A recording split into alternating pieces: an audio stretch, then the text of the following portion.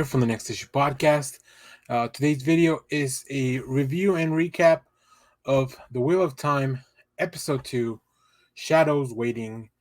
Uh, as the previous video, I will definitely go into spoilers, but first, I'll give you a brief synopsis, an overall review of the episode of how I enjoyed it and how it compares to the previous one.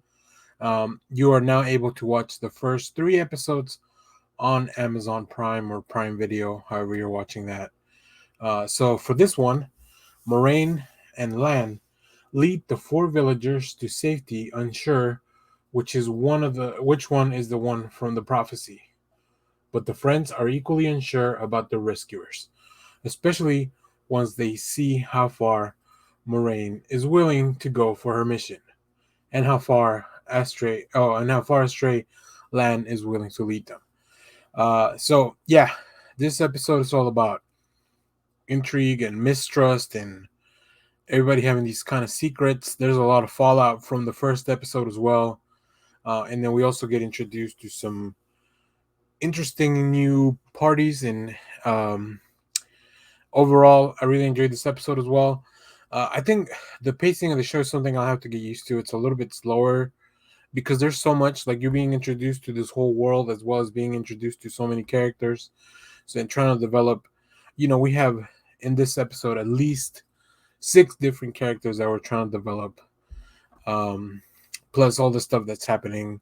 And you want to build the world, you want to develop the villain, you want to take some time to focus on the Dark One and what that means. So overall, I enjoyed this as well. I'm watching these one a day so I could really just kind of enjoy, take my time, and get a good feel for the episode without having the bias of just having seen the previous one. So that's why you'll see that our reviews are just coming up one per day. That's the way we'll kind of keep going, especially because the rest of the episodes will release just one at a time after the first 3. So yeah, if you like the first episode, I think you'll find this one just as intriguing. I think there's a little bit less action and it's more focused on developing these characters. So from this point on, we will go full spoilers. So if you haven't seen the episode and you want to come back, go ahead and do that. All right, so we actually open with I would call it a cold open. We're introducing some new characters, the White Cloaks, who it looks like their goal is to fight the war, as well as there's a specific group of them called the Questioners who hunt down the Aes Sedais. So we see one of them being burned at stake. We're introduced to one of the Questioners, a very, very cold-blooded person, and like immediately you could tell this dude is not one to be messed with. And I think there's a confrontation later on as well, that I think is really setting up an interesting dynamic, because overall I'm thinking that the main danger for our group is the Dark One and the Dark One's army. But now I'm seeing that the world also has some difficulties that they'll have to traverse, including groups like the White Cloaks. So that was really interesting. Um, so we get back to our main group with Lan and Maureen, as well as all 4 of the chosen ones that are still around: Perrin, Rand, Matt, and Ewain. So we see them running. They keep running from the Trollocs, but the Trollocs keep gaining on them after they leave the village. Um, we do find out that the Trollocs army, they fear or they cannot really navigate through deep waters, so they take this ferry to get them across a riverbed or a lake, where they can lose the army or at least gain on them. Which was really interesting because it's kind of good to know a weakness of the enemy, because overall, other than brute force and the magic, it seemed like they were unbeatable. But the group's smaller, so that definitely would not be a sustainable method of escaping from them. Uh, We do see that the ferryman has a family, and he wants to go back across the river to go get them. Marine creates a typhoon in the lake that sinks the ferry. They cut the rope. Unfortunately, the ferryman dives in to try to save his ship and perishes. So the group realizes here that Maureen is really willing to do a lot for this mission. She won't let anything really kind of get in the way. We also see a conversation between Maureen and Wayne. And sorry if I'm mispronouncing these names. I'm trying to learn them as we are trying to just repeat them over and over as we kind of go.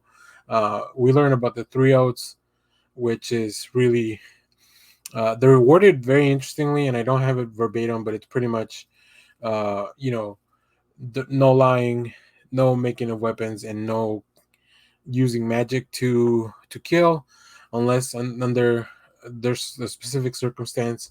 Um, so once we go back and reanalyze that, because even Elaine questions that, like, didn't you just kill that ferryman? She's like, no, I sank the ship, and he chose to jump in after it, and that's how he perished.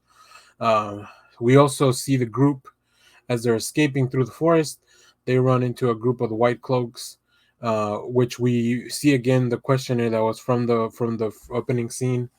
Um, Obviously, she has to hide that she is who she is, because otherwise, we can see that the questioner has all the rings from the people he's already killed prior. So they hide their identity.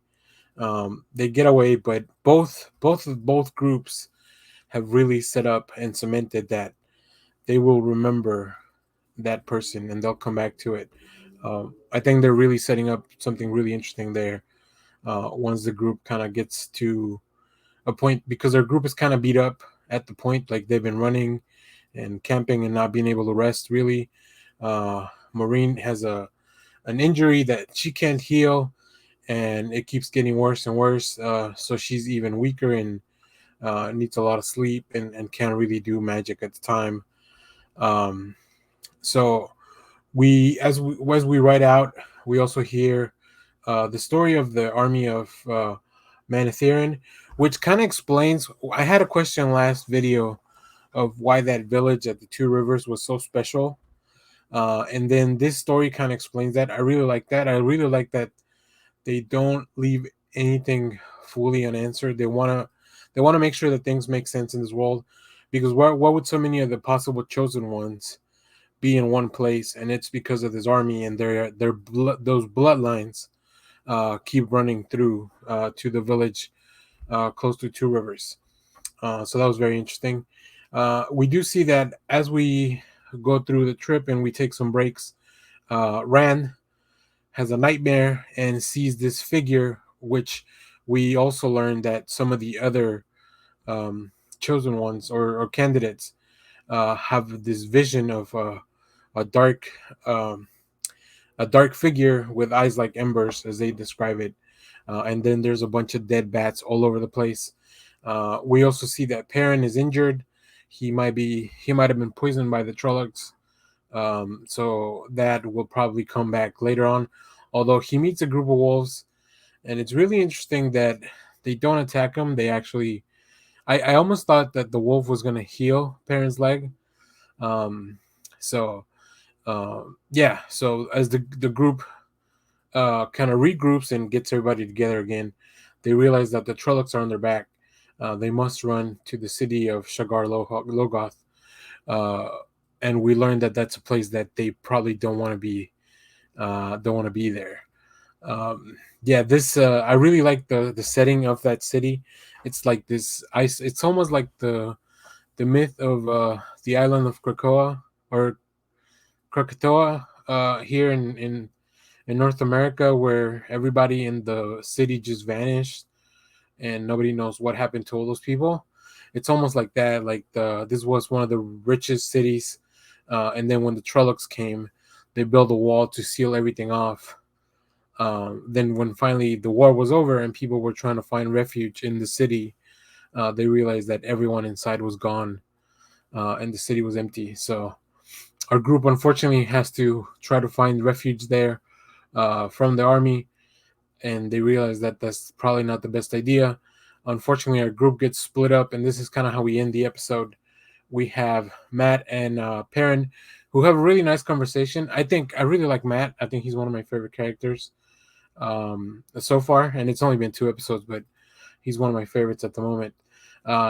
Then we have Lan and Marine, who like Lan has to pretty much carry Marine out of the city because she's unable, because of the injury. She's kind of out of commission at the moment. And then we also have Rand and Ewain as they escape. So it's very interesting. Um, and now that the group is split up, we do have one person come back. We see at the end of the episode, Nynaeve runs into Lan and Marine. Um, and we don't know why she has a sword to Lan's neck. And that's kind of how the episode ends. So I can't wait to watch the next one, figure out what's going on. Hopefully our characters reunite because I like the group dynamic. Although they split them up into pretty good pairings, I think. So I'm very excited. But let me know if you liked this episode. Let me know what you thought of the issue or of the episode. Like I said, other than the pace being a little bit slow, and it really picked up towards the end. So it's really those moments of exposition that, but I understand why they're doing it. They have to do it that way to both build the world, build the relationships, and try to, give the characters something to do because there's so many of them that, you need. It's different to when you're reading a book because you can take time in a few pages to live within each character, but the pacing can be consistent. Whereas in TV, everything's kind of happening at once. Um, so it's very interesting. I think so far it's a pretty good, pretty interesting story, pretty good adaptation. I haven't seen anything too negative about the show. I do think that we're not gonna get as much magic as I like. I don't think there's gonna be big magic battles every episode, and I'm thinking that's just for budgetary constraints. I do think even though the show looks great and I love the settings, I do feel sometimes the visual effects may be lacking a little bit for an Amazon Prime show. But you guys let me know in the comments. So and once again, without spoilers, let me know how you are liking the adaptation of the book so far. I don't know how far they've gotten into the book or which book they may be getting this stuff from, but I look forward to hearing from you in the comments. Remember to check out our Patreon in the description. I'll come back with a video for episode 3 in the next few days, so stay tuned to the channel. And thanks everyone for watching these videos. I saw that our episode 1 has a pretty good view count as of me recording this, so I always appreciate that because it lets me know. I mean, when a video has good view count, that lets me know what you guys want to see from the channel. So thanks for watching, everyone. Remember to share, like, subscribe, hit the bell so you know when we go live, when we upload these videos, and just find us on social media, leave a comment, share this video with your friends that like the Wheel of Time. So we'll be back for episode 3, and then the rest of season 1. And then once season 1's done, we'll do a full recap, maybe go through some of the highlights. And I'm thinking of getting into the comic books as soon as this is done, to try to maybe see that adaptation of the material. So thanks for watching, everyone. Bye bye.